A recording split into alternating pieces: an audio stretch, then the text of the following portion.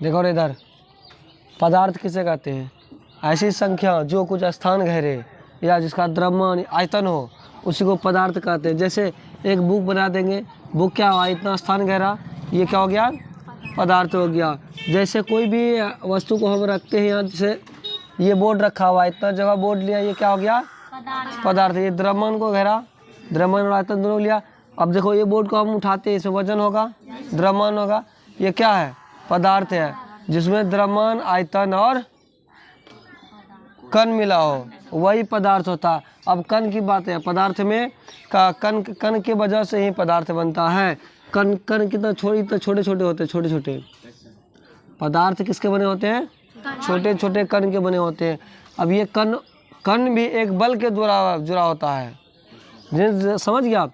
ये जो खाली स्थान जो दिखते हैं ना, खाली स्थान, ये बल के द्वारा जुड़ा होता है। अब ये कौन बल के द्वारा जुड़ा होता है उसके बारे में भी जानेंगे।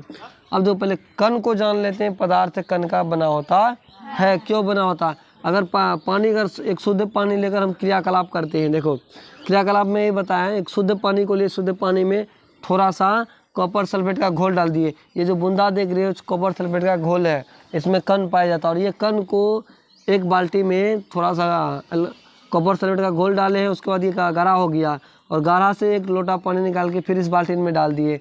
इस बाल्टी में डालने के बाद थोड़ा कम गाढ़ा हुआ, फिर उसी तरह स्वच्छ पानी में फिर यहाँ से एक गिलास निकाल के इसमें डाल दिए, यहाँ थोड़ा कम गाढ़ा हुआ है, इससे निकाल के इसमें डाले, इसमें बहुत कम हुआ है। उसके बाद फिर दूसरा क्रियाकलाप करेंगे अगर, तो इसमें ये आएगा स्वच्छ पानी में थोड़ा सा भी कचरा नहीं आएगा, इसमें कण नहीं मिलेगा, क्योंकि कण धीरे धीरे साफ हो जाता है। इससे पता चलता है कि पदार्थ छोटे छोटे कण का बना होता है। और ये कण जब अधिक क्रियाशील धातु मिलता है तो ये पदार्थ कम गाढ़ा होता है। उसी तो देख लो, इसमें समय आएगा। और ये पदार्थ जो होता है, ये पदार्थ अनेक कणों का बना होता है। और ये कण जिस बल के द्वारा जुड़ा होता है उसे अंतरानुक आकर्षण बल कहते हैं। कण, ये कण हो गया, ये कण, ये दोनों एक बल के द्वारा जुड़ा होता है। समझिए, जैसे यहाँ कण देख रहे हैं ना, ये सब जुड़ा हुआ है, ये हाँ अंतरानु आकर्षण बल के द्वारा जुड़ा होता है, जो एक दूसरे से हमेशा समीप रहता है, न वो हटने देता है न टूटता है पदार्थ। इसीलिए हम लोग लकड़ी को एक साथ देखते हैं। हम लोग का शरीर जो बना होता है एक सूक्ष्म कोशिका का बना होता है। कोशिका में भी एक बल लगता है, दोनों बल जुड़ा रहता है, उसी को अंतरानु आकर्षण बल कहते हैं। कोई भी चीज़ ठोस पदार्थ बना है तो उसमें आकर्षण बल बना होता है, समझ गया? इसीलिए पदार्थ बनता है। लिखो, पदार्थ किसे कहते हैं?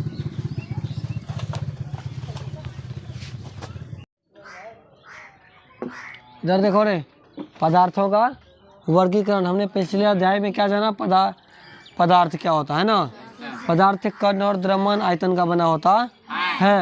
अब हम जानेंगे पदार्थ का वर्गीकरण। पदार्थ को कितने वर्गों में बांटा गया है?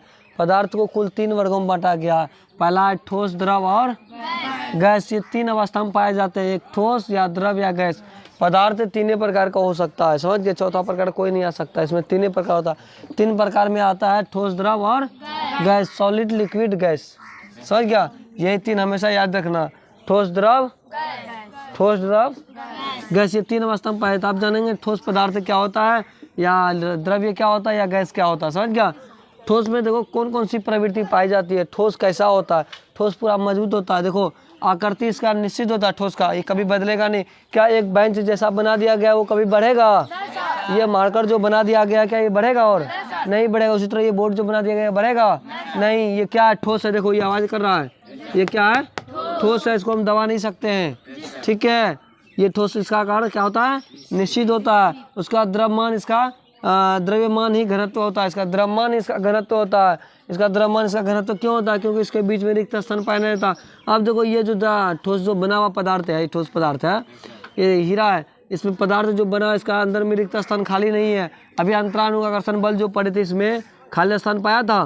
वो खाली स्थान अगर इसमें भी रहता तो ये ठोस नहीं होता, ये भी दब जाता। समझ गया?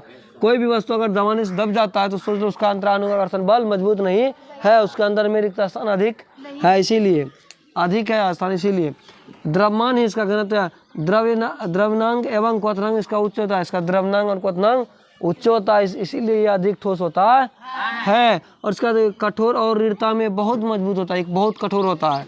समझ गया? जितने में मान लिया जाए कोई भी ये स्टिक को ले लो, एक छड़ी को, ये भी ठोस होता है। देखो ये स्टिक भी काफ़ी मजबूत है, इसको दबा हम नहीं सकते। इसमें क्या ठोस है, इसका अंतरानुकर्षण बल बहुत बहुत मजबूत है।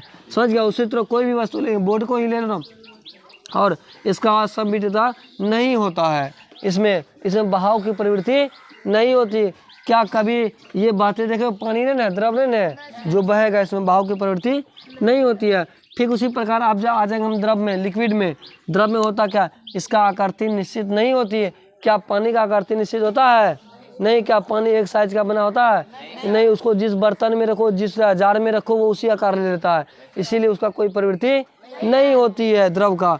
वो किसी भी स्थान ले सकता है और ठोस एक स्थान बना दिया गया तो वही स्थान में रहेगा।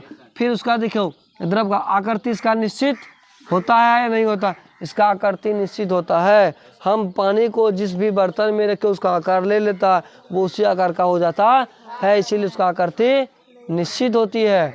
समझ गया।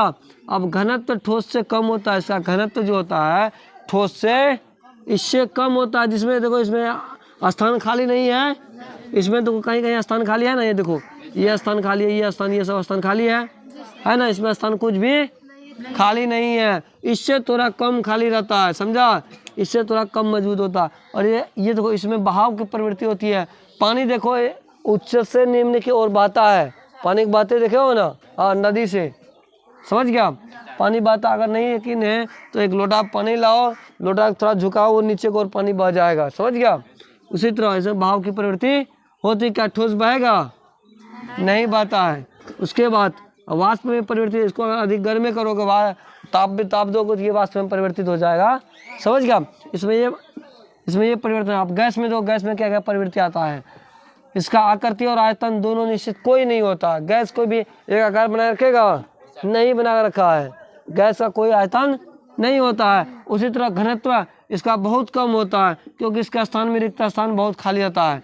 इसका देखो इसमें कितना खाली, इसमें कम खाली है, इसमें कुछ भी खाली नहीं है, इसीलिए कमजोर होता है। इसका स्थान कम होता है, इसका घनत्व भी कम होता है और इसका संपीड़ितता अधिक होती है। इसमें बहाव की प्रवृत्ति अधिक होता है। गैस को खुला छोड़ दो तुरंत निकल जाएगा, है ना। इसमें बहाव की प्रवृत्ति अधिक होती है और इसका उष्मा और ठंडाई देता था, उष्मा वाष्प अधिक निकालता है और ये ठंडा अधिक से अधिक होता है, इसीलिए ये गैस कहलाता। और ठोस द्रव और गैस को समझ में आ गया होगा बढ़िया से।